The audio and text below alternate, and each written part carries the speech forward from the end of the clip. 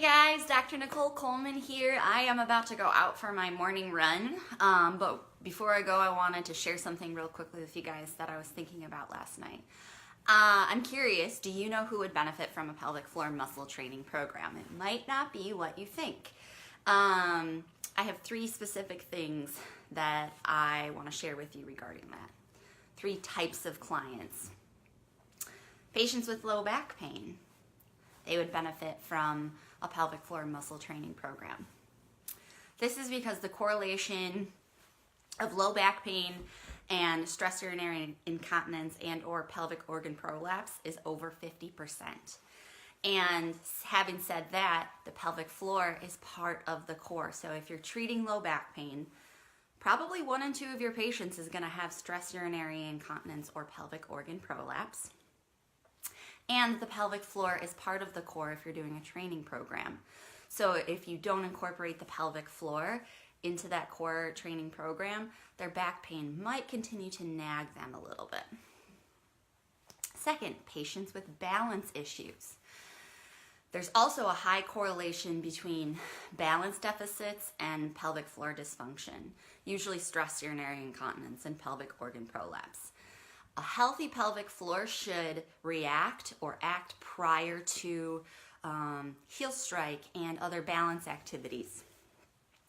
But often in deficits where muscles aren't firing with the correct timing typically, the pelvic floor might also be associated with not firing because of that correlation and because balance is usually somewhat of a muscle strength issue, but it's also typically a muscle coordination problem. So if they're having difficulty coordinating certain muscles for their balance, their pelvic floor is also probably struggling.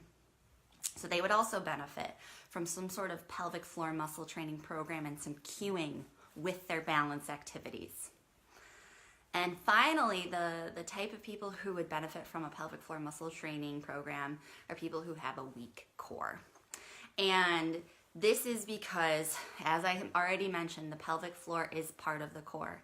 And oftentimes, most of us will talk about cueing the transverse abdominis with core training, but because of the neurological and fascial connections with the pelvic floor, if the transverse abdominis, that deep abdominal deep core muscle, isn't firing well, the pelvic floor is also probably not firing well. And if you don't cue it in, you probably won't get as good of results for that transverse abdominis and the other deep core muscles to fire. So if you're finding that you're working with people who have a really weak core, they probably also have a weak pelvic floor, simply just because of those connections, fascial neural connections. They are just direct neighbors and they work together. So if you're treating one of those 3 types of patients, why don't you let me know below, comment, and also let me know, do you ever incorporate the pelvic floor into your program with them, whether it's low back pain, balance deficits, or people with weak core? I'm curious to know, because I would dare say that they would probably benefit. They would most absolutely benefit from some sort of pelvic floor muscle training program, some pelvic floor cueing, which is in my PPS toolkit. So I would love to share more if you're interested. All right, I have to go out for my run. My dog and my husband are waiting for me, but I had to do this before we went so I could get it off of my mind and into your guys' brains.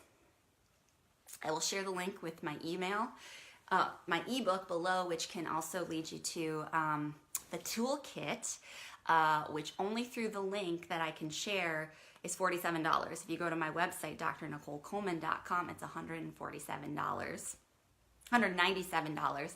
But if you follow the link in my ebook, it's only $47 for you guys. Hopefully this information is helpful.